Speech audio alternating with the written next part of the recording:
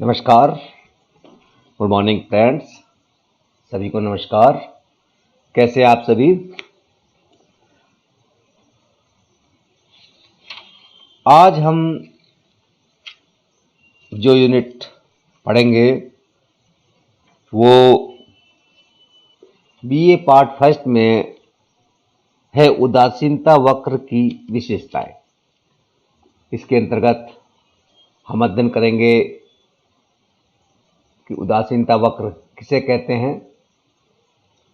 उदासीनता वक्र की क्या क्या विशेषताएं होती हैं, उदासीनता वक्र का प्रतिपादन किसने किया, किस प्रकार से उसका विकास हुआ, ये चीजें हम आज इस यूनिट के अंतर्गत अध्ययन करेंगे।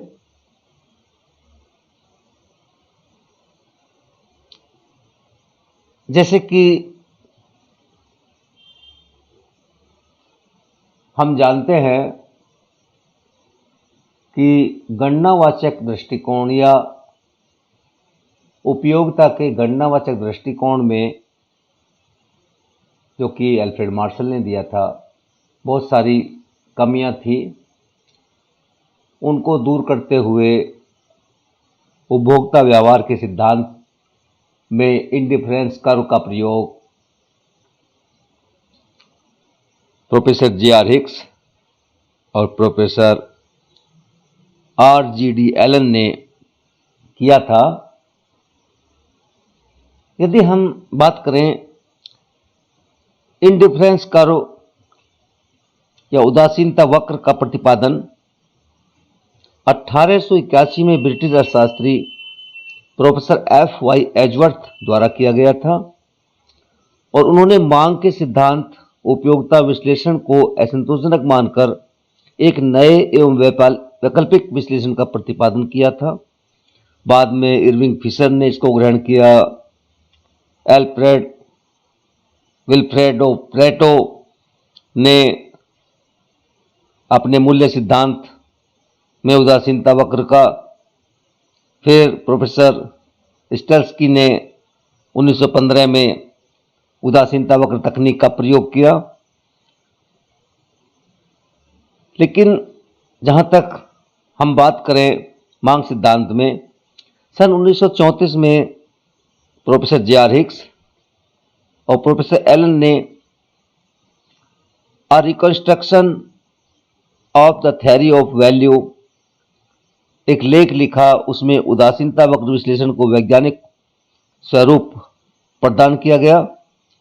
उसके बाद 1939 में प्रोफेसर हिक्स ने अपनी बुक वैल्यू एंड कैपिटल में इस नए विश्लेषण की विस्तृत विवेचना की है।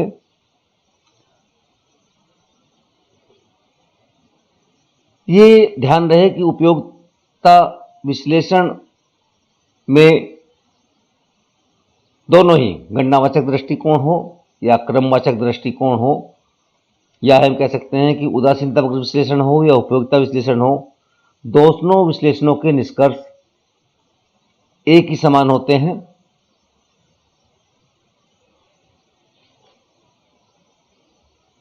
तो ये तो इसकी थोड़ी सी जो हिस्टोरिकल बैकग्राउंड रहा उसकी बात है। उदासीनता वक्र किसे कहते हैं, यदि इसकी थोड़ी डेफिनेशन से पहले हम एजम्पशंस की बात करेंगे। उदासीनता वक्र विश्लेषण की मान्यताएं, इसमें उपभोक्ता का विवेकपूर्ण व्यवहार होता है, अर्थात अधिकतम संतुष्टि प्राप्त करना चाहता है। क्रमवाचक दृष्टिकोण होता है, अर्थात संतुष्टि को एक वरीयता क्रम प्रदान की जाती है। घटती हुई सीमांत प्रतिस्थापन की दर होती है, इसके बारे में अभी हम चर्चा करेंगे। उपभोक्ता का संगत व्यवहार होता है, उपभोक्ता के व्यवहार में संगति पाई जाती है, कंसिस्टेंसी पाई जाती है।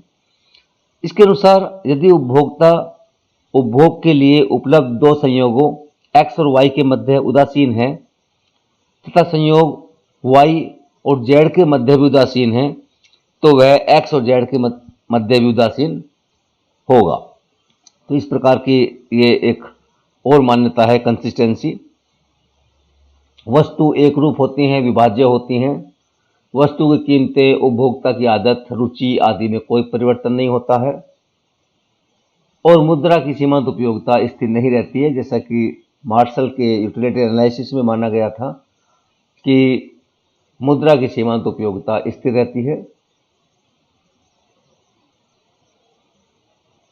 ये कुछ मान्यताएं हैं।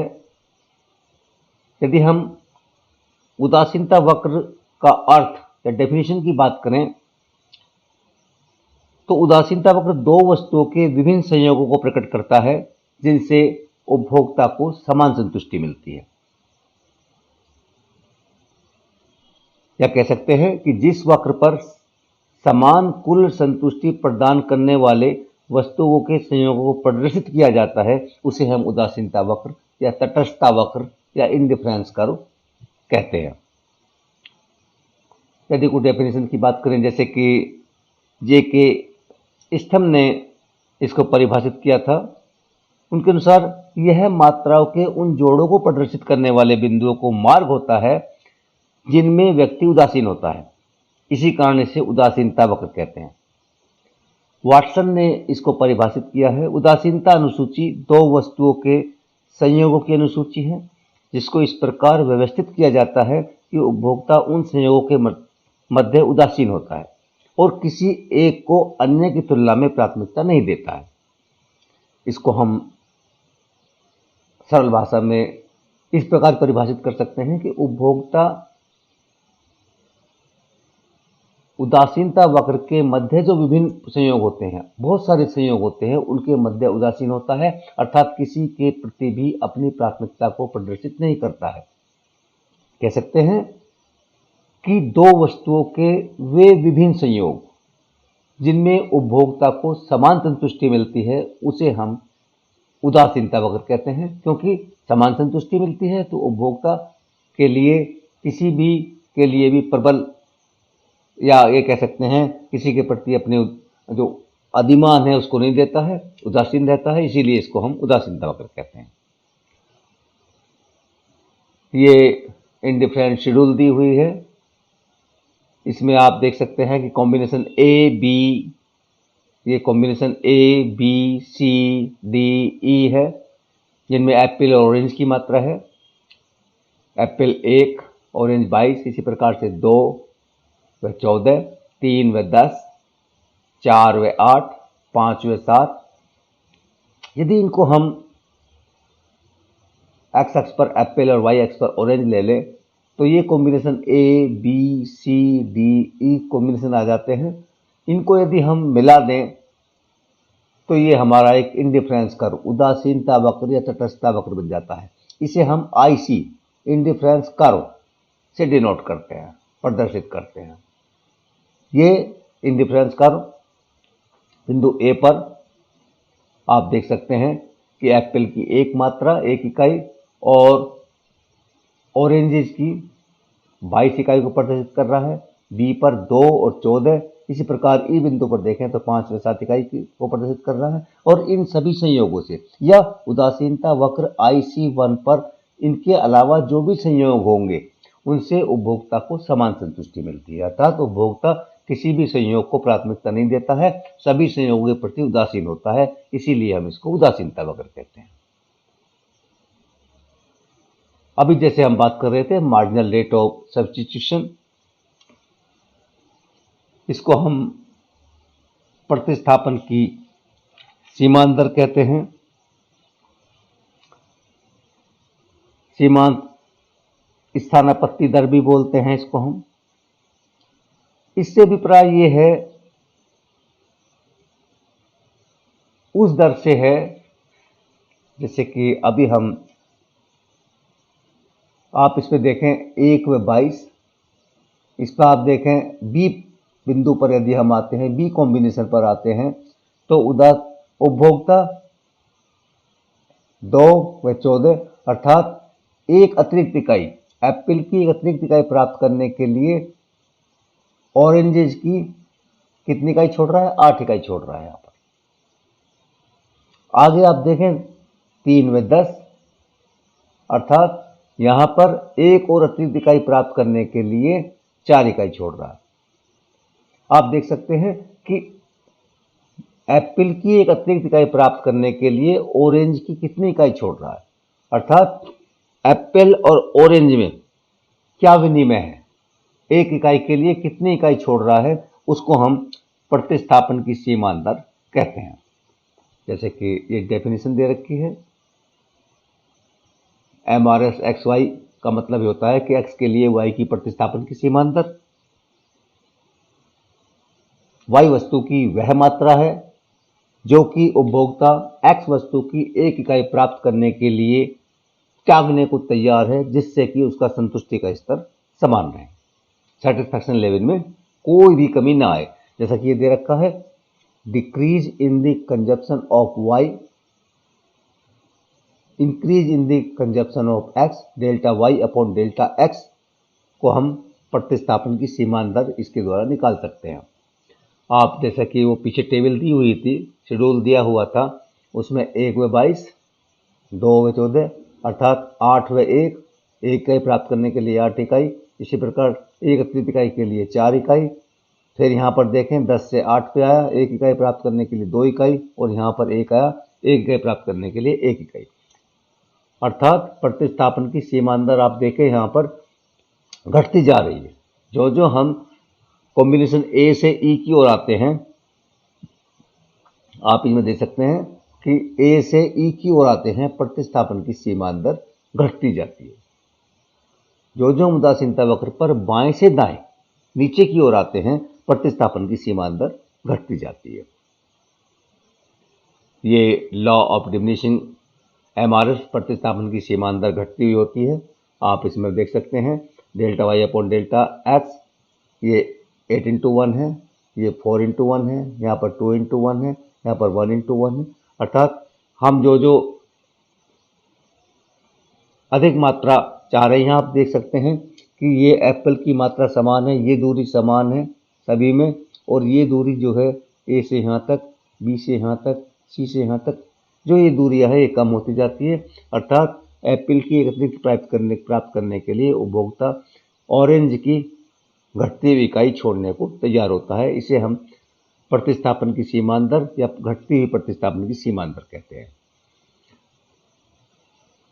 ये उदासीनता वक्र की विशेषताएं जो कि हमारे चैप्टर में विशेष तौर से हमें अध्ययन करना है।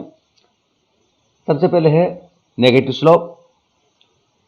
उदासीनता वक्रों में एक महत्वपूर्ण विशेषता होती है कि नेगेटिव स्लोप होता है, अर्थात बाएं से दाएं नीचे की ओर घटता हुआ होता है, डाउनवर्ड्स होता है, लेफ्ट टू राइट। और ये इसलिए होता है कि हम एक वस्तु की मात्रा घटती जाती है जबकि दूसरी वस्तु की मात्रा बढ़ती जाती है। क्यों? यदि दोनों वस्तुओं की मात्रा बढ़ेगी तो संतुष्टि का स्तर बढ़ जाएगा, यदि एक वस्तु स्थिर होगी दूसरी बढ़ जाएगी तो संतुष्टि का स्तर फिर भी बढ़ जाएगा। इसलिए जब उपभोक्ता एक वस्तु की अधिक मात्रा प्राप्त करता है तो वह वाई वस्तु की या दूसरी वस्तु की मात्रा कम प्राप्त करेगा। इसीलिए ये नेगेटिव स्लोप या लेफ्ट टू राइट डाउनवर्ड्स होता है। सेकंड, इंडिफरेंस कर्व मूल बिंदु के कॉन्वेक्स होता है।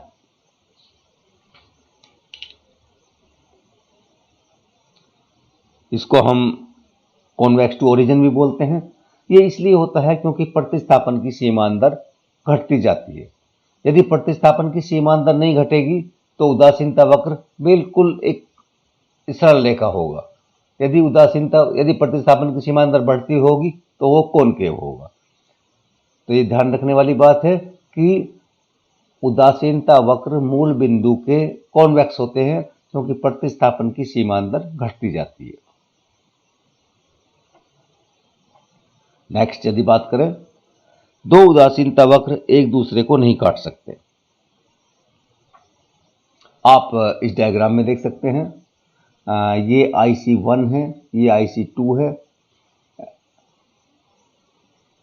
इससे पहले थोड़ा सा हम बात करें कि दाईं ओर का या ऊंचा उदासीनता वक्र अधिक संतुष्टि को प्रकट करता है। जो जो हम इंडिफरेंस मानचित्र की बात करें, बाएं से दाएं IC1, IC2, IC3, दाईं ओर उदासीनता वक्र बढ़ते जाएंगे, उन पर संतुष्टि का स्तर बढ़ता जाएगा। लेकिन एक उदासीनता वक्र पर के प्रत्येक संयोग पर या प्रत्येक बिंदु पर संतुष्टि का स्तर समान प्राप्त होगा। आप हम इस डायग्राम में देख सकते हैं, ये डायग्राम जो दिया हुआ है, इसमें IC1 और IC2 ऊपर है, अर्थात उस पर संतुष्टि का स्तर अधिक प्राप्त है। आप देख सकते हैं कि बी की तुलना में सी बिंदु ऊपर है, अर्थात सी पर संतुष्टि का स्तर अधिक प्राप्त होगा। लेकिन ए एक ऐसा बिंदु है जो IC1 और IC2 दोनों पर है, अर्थात इस पर संतुष्टि का स्तर समान है, जो कि उदासीनता वक्र की मान्यता, जो संगति की धारणा है, कंसिस्टेंसी की धारणा है, उसके खिलाफ है। अर्थात कभी भी इंडिफरेंस कर्व एक दूसरे को नहीं काट सकते। अर्थात एक बार ऐसा है कि सी पर हम अधिक संतुष्टि प्राप्त कर रहे हैं और ए पर समान संतुष्टि प्राप्त कर रहे हैं, ऐसा संभव नहीं है। इसलिए दो उदासीनता वक्र एक दूसरे को नहीं काट सकते हैं। अभी जैसे हम बात कर रहे थे, higher indifference curve represent higher satisfaction. ये अभी जो उदासीनता मानचित्र है, ये उदासीनता मानचित्र कैसे हैं कि दो या दो से अधिक उदासीनता वक्र एक ही रेखा क्षेत्र में प्रदर्शित जब हम करते हैं तो उसको हम इंडिफरेंस मैप या उदासीनता मानचित्र, तटस्थता मानचित्र बोलते हैं। आप इसमें देखें, ये IC1, IC2, IC3, IC4 indifference curve है, जो कि बाएं से दाएं बढ़ते जा रहे हैं। हमेशा ऊंचे वाले उदासीनता वक्र पर संतुष्टि का स्तर अधिक प्राप्त होता है। IC1 के प्रत्येक बिंदु से IC2 के प्रत्येक बिंदु पर संतुष्टि का स्तर अधिक प्राप्त होगा। सबसे अधिक संतुष्टि कहाँ मिलेगी? IC4 पर मिलेगी, उसके बाद IC3 पर, उसके बाद IC2 पर, उसके बाद IC1 पर। क्यों? क्योंकि इसमें वस्तु की मात्रा में जरूर वृद्धि होगी, चाहे एक में हो या दोनों में। ये जो बिंदु दे रखे हैं तीर के निशान के द्वारा, इसमें दोनों वस्तुओं की मात्रा में वृद्धि हो रही है, जिसके कारण संतुष्टि का स्तर बढ़ता जाता है। हमको ध्यान रखना है कि ऊंचा या दाईं ओर का उदासीनता वक्र अधिक संतुष्टि को प्रकट करता है, मोर सेटिस्फैक्शन को प्रकट करता है, हायर सेटिस्फैक्शन को प्रकट करता है। नेक्स्ट यदि बात करें, इंडिफरेंस कर्व कभी भी या उदासीनता वक्र कभी भी एक्स अक्ष और वाई अक्ष को नहीं छूते हैं। क्यों? क्योंकि हम उदासीनता वक्र में दो वस्तुओं के विशेषण की बात करते हैं।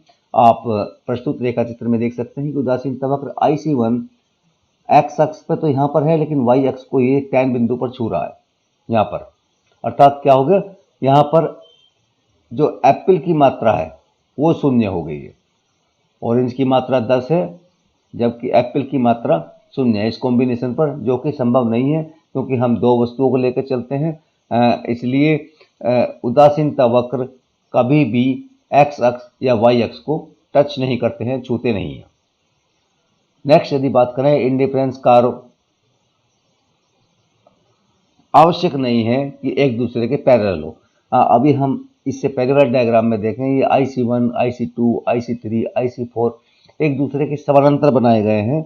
ऐसा आवश्यक नहीं है कि ये समांतर हो, ये समांतर हो भी सकते हैं और समानांतर नहीं भी हो सकते हैं, एक दूसरे से समांतर नहीं हो सकते हैं, विभिन्न दूरी पर हो सकते हैं। यदि प्रत्येक उदासीनता वक्र पर या दो उदासीनता वक्र पर प्रतिस्थापन की सीमांत दर समान दर से घट रही है, कृपया ध्यान रखें, यदि दो उदासीनता वक्रों पर प्रतिस्थापन की सीमांत दर समान दर से घट रही है तो वो एक दूसरे के समानांतर होंगे।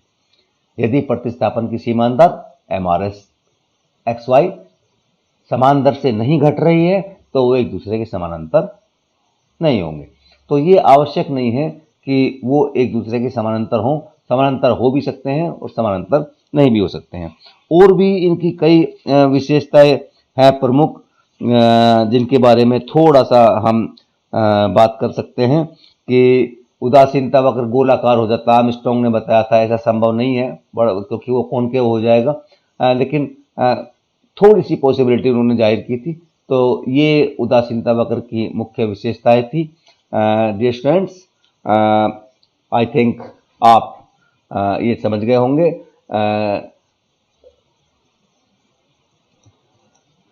Thank you very much. यदि कोई आपको प्रॉब्लम हो तो आप मुझसे संपर्क कीजिएगा। हम पुनः इस चैप्टर को पढ़ेंगे, इसका अध्ययन पुनः करेंगे। और यदि किसी को कोई मेरे को फ़ोन कर सकते हैं आप, हम टेलीफोनिक बात चर्चा कर सकते हैं, या एक दो स्टूडेंट महाविद्यालय में भी आ सकता है। हम सोशल डिस्टेंसिंग का पालन करते हुए क्लासरूम में या बाहर बैठ के मास्क लगा के भी पढ़ सकते हैं, इसको समझा सकते हैं। तो और यदि ज़्यादा स्टूडेंट्स इसको करेंगे तो हम इस चैप्टर को, इस स्लाइड को पुनः रिपीट करेंगे। तो आप मुझे बताइएगा कि हमें क्या करना है students. Thank you very much. Okay.